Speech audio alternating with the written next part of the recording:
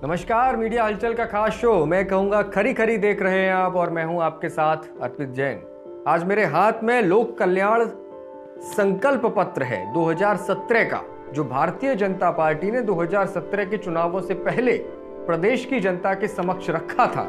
इसमें तमाम वो वायदे और दावे किए गए थे और प्रदेश की जनता को एक विजन दिया गया था कि आखिर अगर हम सत्ता में आते हैं तो उत्तर प्रदेश का विकास किस तरह से करेंगे।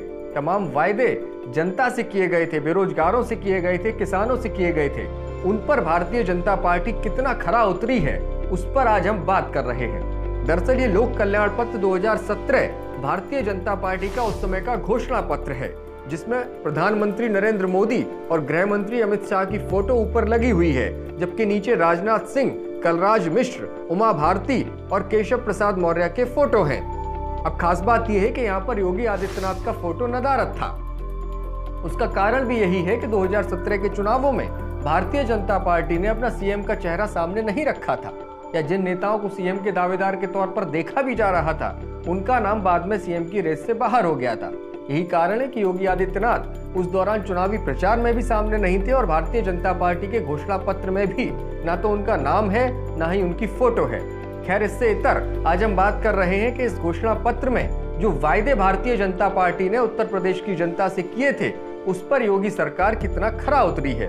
उन वायदों को आखिर भारतीय जनता पार्टी ने कितना पूरा किया है। ये संकल्प पत्र भी बड़ा मेहनत से मुझे मिला है, क्योंकि इसकी प्रति जब भारतीय जनता पार्टी के लोगों से मैंने मांगी तो वो मुझे नहीं मिल सकी, क्योंकि ये 2017 की बात है और 2017 से 2022 तक का जो अंतराल व्यतीत हो गया उसके बाद ये 2017 का जो संकल्प पत्र है वो कहीं गुम हो गया है। अब इसके वायदे तो कहीं गुम नहीं हो गए, उस पर आज चर्चा करेंगे। ये जो संकल्प पत्र की कॉपी है ये मैंने इंटरनेट से पीडीएफ के तौर पर डाउनलोड की है और उसके बाद उसका प्रिंट आउट लिया है। 32 पेजों का ये संकल्प पत्र है, जिसमें मुख्य पृष्ठ मैंने दिखाया और सबसे पीछे अंत में राष्ट्रवाद हमारी प्रेरणा, सुशासन और विकास से अंत्योदय हमारा लक्ष्य, और इस पर फोटो लगी हुई है पंडित दीनदयाल उपाध्याय जी की। तो चलिए देर ना करते हुए शुरू करते हैं। भारतीय जनता पार्टी का जो लोक कल्याण संकल्प पत्र 2017 का है उसके अनुक्रम में 10 विषय दिए गए हैं, और ये विषय महत्वपूर्ण इसलिए हैं क्योंकि इन बिंदुओं पर ही सरकार ने काम किया है या फिर काम करने का संकल्प लिया था। कृषि विकास का आधार, ना गुंडा राज ना भ्रष्टाचार, हर युवा को मिलेगा रोजगार, शिक्षा क्षेत्र में गुणवत्ता का विस्तार, गरीबी से मुक्ति का सपना सरकार करेगी साकार, बुनियादी विकास मजबूत आधार, विकसित उद्योग सुगम व्यापार, सशक्त नारी समान अधिकार, स्वस्थ हो हर घर परिवार, महत्वपूर्ण मुद्दों पर हमारा अंतिम संकल्प। तो ऐसे 10 विषय इस संकल्प पत्र में दिए गए थे। तो बिंदुवार ढंग से अब हम देखेंगे और समझेंगे कि ऐसे कौन से वो बड़े वायदे थे जिस पर सरकार ने काम किया या फिर महज लफ्फाजी हुई है।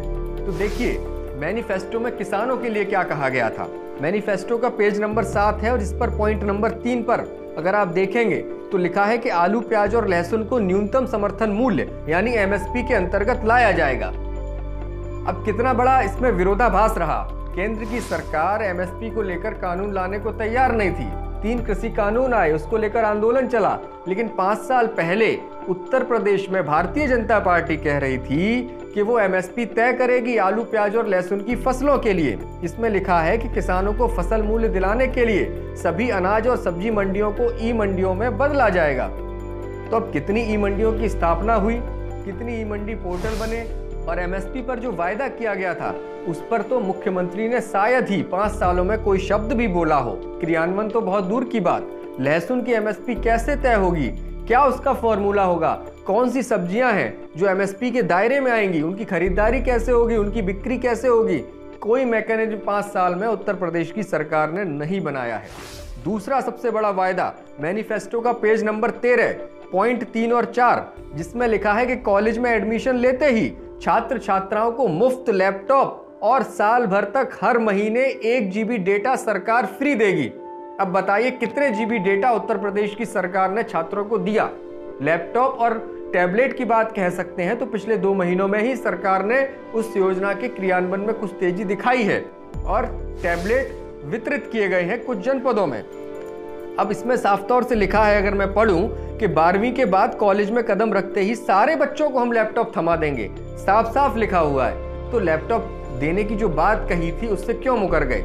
हालांकि अब वायदा फिर से हो रहा है कि 2022 में आएंगे तब लैपटॉप देंगे। खैर, तो देखिए पिछले 5 सालों में लैपटॉप की चर्चा नहीं हुई, लेकिन अब चुनाव आते भले ही लैपटॉप और टैबलेट की चर्चा हो रही हो, लेकिन जो डेटा फ्री देने की बात कही थी उस पर सरकार ने क्या किया, क्या नहीं किया, उसका निर्णय आप खुद करिए। उत्तर प्रदेश के हर उद्योग में 90% नौकरी प्रदेश के युवाओं के लिए आरक्षित होगी। ये बहुत बड़ा वायदा था। इस पर सरकार ने क्या किया? देखिए, मैनिफेस्टो का पेज नंबर 12 है। साफ तौर से लिखा है कि उत्तर प्रदेश में जो भी उद्योग स्थापित हैं वहां 90% नौकरियों को प्रदेश के युवाओं के लिए आरक्षित किया जाएगा। यानी कि साफ है कि जो भी उद्योग उत्तर प्रदेश में लगेंगे, जो भी नौकरियां उत्तर प्रदेश में निकलेंगी, उनमें 90% पद उत्तर प्रदेश के युवाओं के लिए ही आरक्षित होंगे। इस तरह की बातें महाराष्ट्र और बिहार में भी उठी थी, लेकिन उत्तर प्रदेश में तो भारतीय जनता पार्टी 2017 में ये वायदा उत्तर प्रदेश के युवाओं से कर चुकी है कि 90% नौकरियां उत्तर प्रदेश में आपके लिए आरक्षित होंगी। लेकिन वादा भूल गए महाराज, कुछ नहीं हुआ इसको लेकर भी। इस तरह का कोई भी जो चर्चा है उत्तर प्रदेश की सरकार में नहीं हुई, ना ही इसका कोई क्रियान्वयन हुआ। एक और बहुत बड़ा वायदा इसमें मुझे दिख रहा है। 500 करोड़ रुपए की बाबा साहेब अंबेडकर छात्रवृत्ति की घोषणा उस वक्त घोषणा पत्र में की गई थी। यानी कि गरीब परिवारों से आए छात्रों की उच्च शिक्षा के लिए 500 करोड़ रुपए का एक फंड बनाया जाना था, जिसका नाम था बाबा साहब अंबेडकर छात्रवृत्ति कोष। लेकिन इस तरह का, इस नाम का कोई कोष उत्तर प्रदेश में नहीं बनाया गया। भले ही तमाम स्कॉलरशिप दिए जाने के जो दावे और वायदे हैं वो अपनी जगह हैं, लेकिन जो एक अलग कोष की स्थापना की बात थी उस पर क्रियान्वयन नहीं हुआ।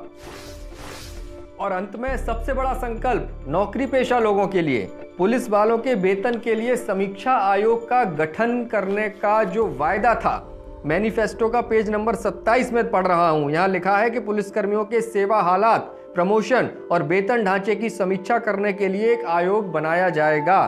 तो इस तरह का कोई आयोग उत्तर प्रदेश में प्रदेश सरकार ने नहीं बनाया है।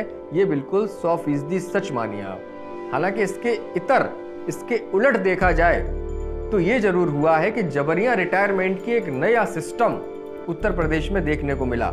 एडीजी स्थापना संजय सिंघल ने एक आदेश दिया था, कहा था कि 30 मार्च 2021 को 50 साल या इससे अधिक के जो पुलिसकर्मी हैं उनकी सेवानिवृत्ति करने के लिए स्क्रीनिंग की जाए। इसका क्या मतलब है? लोगों ने तो यही माना कि इसको जबरिया बीआरएस ही माना जाए। और हालांकि कहा जाता है कि 400 से अधिक ऐसे पुलिसकर्मी हैं जिनको प्रदेश की सरकार ने जबरिया रिटायर कर दिया। इनमें आईपीएस अमिताभ ठाकुर, राकेश शंकर, राजेश कृष्णा जैसे अधिकारियों के नाम तो खूब चर्चित रहे। तो इन दावों और वायदों के दौर में भारतीय जनता पार्टी का जो घोषणा पत्र था और उसका जो निचोड़ मैंने आपको बताया, और साथ ही ये बताया कि पिछले 5 सालों में ऐसे कौन से वायदे हैं जिन पर सरकार ने काम करने की ठानी लेकिन काम किया नहीं।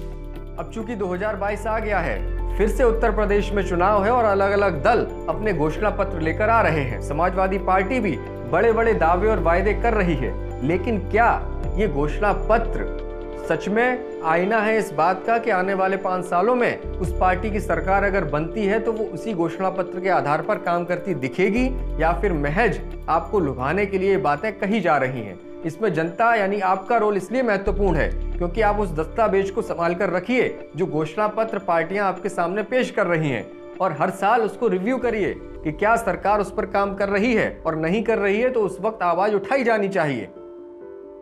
और अगर आवाज नहीं उठेगी तो पार्टियां इसी तरह करती रहेंगी, आपको महज लफाजी के जरिए अपने वायदे और दावे गिनाती रहेंगी। और लेकिन जब हकीकत को आप देखेंगे तो पाएंगे कि 5 साल बाद ठगा तो जनता को ही गया है।